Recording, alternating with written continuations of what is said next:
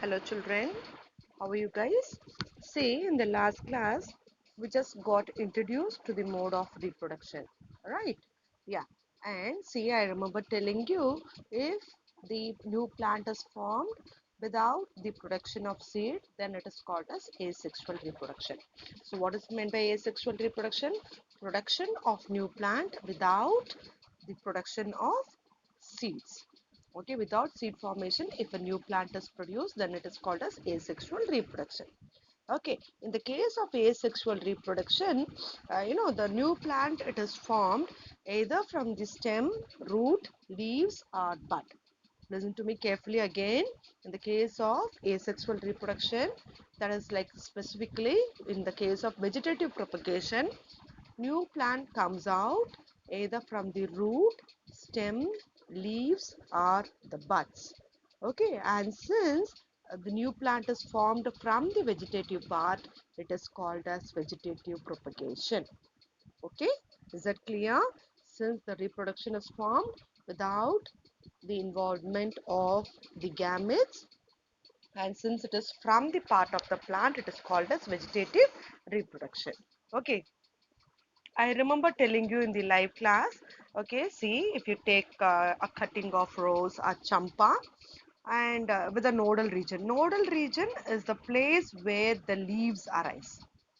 Okay, so if you cut in such a way that it has a node and bury it in the soil, what happens from there?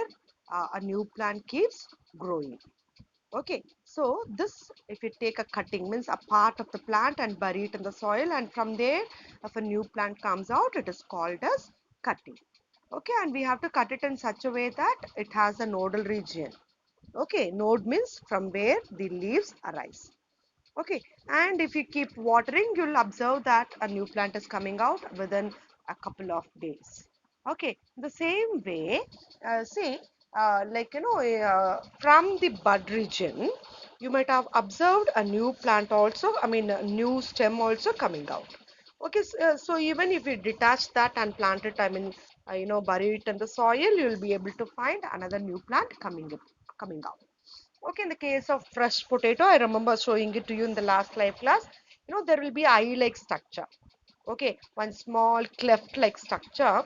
If you cut the potato in such a way that each portion has a cleft and bury it in the soil, and if you just water it regularly, you'll be able to find the growth in the potato. Okay, in the same case, in the case of ginger also. Okay, and in the case of dahlia and potato, I mean sweet potato, it is the root. Okay, it is a root which stores the food and through which a new plant arises. Okay, and then in the case of bryophyllum, I remember telling it to you, it is a plant. Okay, this plant has a broad leaf, and on the margin of the leaf, you'll be able to find out small plants coming out, and they get detached from the mother leaf, falls down on the ground, and from there another new plant comes out, which is nothing but the leaf vegetative propagation. Okay, and if you children, it is a very simple process. For the vegetative propagation, the time taken, it is very short. Okay, maybe within a week, or maybe within a fortnight, a new plant comes out.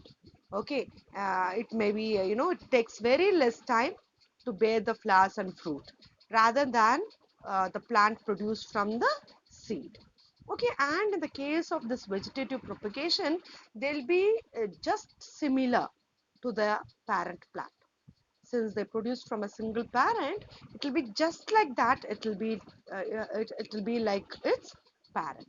Okay, is that clear, children? So see, in this class we just discussed about the vegetative propagation. Okay, we have discussed about the vegetative propagation, that is the formation of new plants from either part of the plant, like root, stem, leaf or buds. It is called as vegetative propagation. For each we have studied with an example. In the case of stem, it is rose or champa. Okay, in the case of bud, it again it may be rose. Okay, leaf, it is bryophyllum, and the root, it is ginger and potato. Is that clear, children? Okay, bye.